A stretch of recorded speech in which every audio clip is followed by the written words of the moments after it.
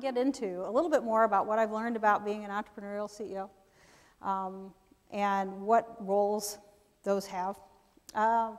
First one, face of the company.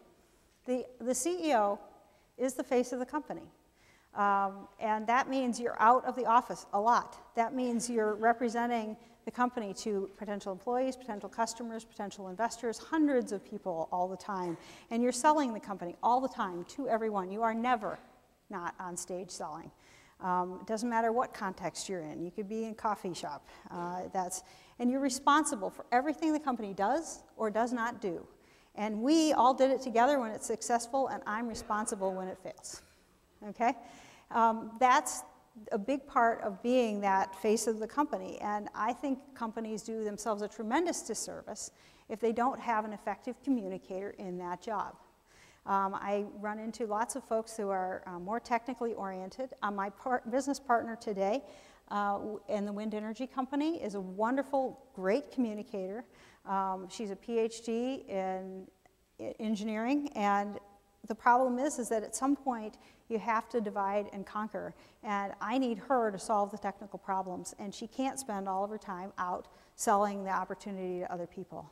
So this is why you've got to figure out a logical way to divide and conquer the tasks, and face of the company is one that falls squarely in the lap of the CEO. Visionary leader, okay? You've got to have vision. You've got to know where you're going. You've got to be able to map that out of the gray space that's out there. And you've got to be able to imagine what that future is going to look like. What's the company going to look like? What's the product going to look like? What's the market opportunity going to look like? And you've got to do that out years in advance. And I have the longest planning horizon in the company. I'm the one who's got to be, most of the people are working on, the next hour, the next day, the next week, the next month. I'm working on the next months, the next years, and ultimately where we're going to exit this company. And I need to be thinking about that all the time. And you have to be able to navigate quickly and effectively in dense fog.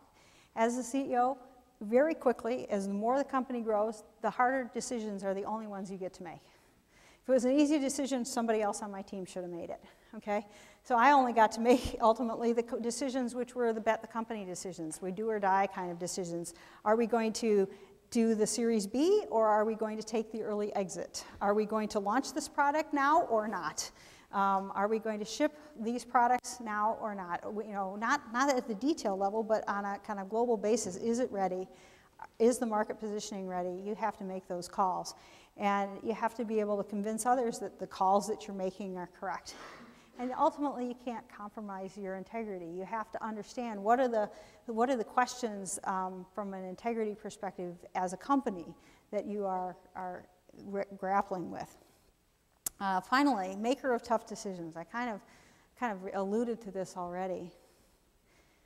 The decisions I got to make were the ones that were we going to hire or fire? More likely fire somebody.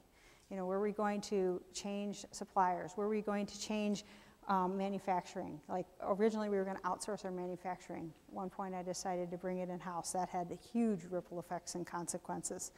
The buck starts and stops with me. I provide the funding, and I ultimately need to be the one who makes the decisions, and there's nobody else to make that call. And there were times when it literally felt like somebody's holding a gun to my head.